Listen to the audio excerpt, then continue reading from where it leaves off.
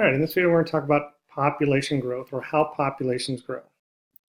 So there are several things when we talk about populations that we use to describe the population. They include geographic range, density distribution, growth rate, and age structure of the population. So first, let's talk about geographic range. It's the area inhabited by population. It's where it lives. Density and distribution. Population density is the number of individuals that can be found per unit area. How closely together do the things live to one another in that population? Distribution, how are they spaced out through their range? Are they evenly spread? Are they clumped around resources? Are they just randomly spread? So we got different kinds of distribution patterns we can see. We have the random pattern, where doesn't seem to be any pattern. They're just kind of randomly scattered. There's no really selective pressure for where they live. We don't see this a lot in nature. The uniform pattern helps the individuals in the population share resources and reduces competition among members of the population. And clumped, they tend to clump together for a couple reasons: around resources that are available or for protection.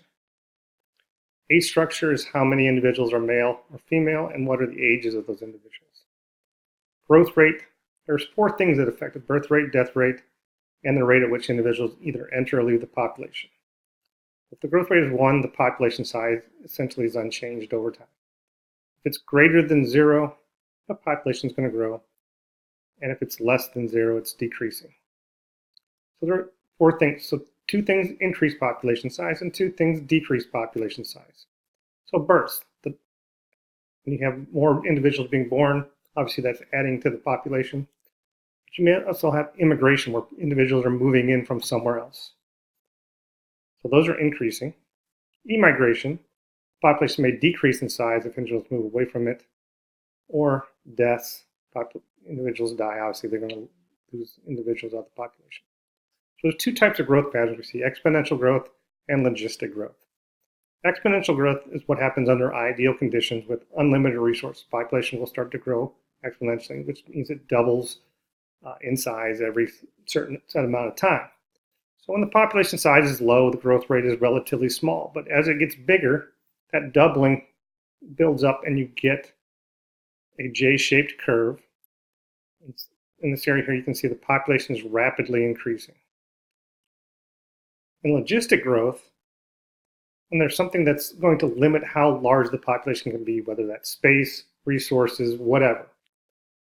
So you're going to start again with the exponential growth, but then you're going to see a slowing and stopping of growth. So you get an S-shaped curve that we see here. So in phase 1, that's when the population is growing rapidly. It's the exponential phase. In phase 2, it's starting to slow down. And in phase 3, the growth stops. So what limits this?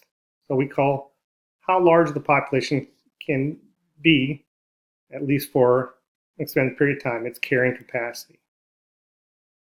So the carrying capacity is the maximum number of individuals of a particular species that a particular environment can support long term. Population is going to become relatively stable. You can see it's going to vary some from year to year, but it's going to stay right around that carrying capacity.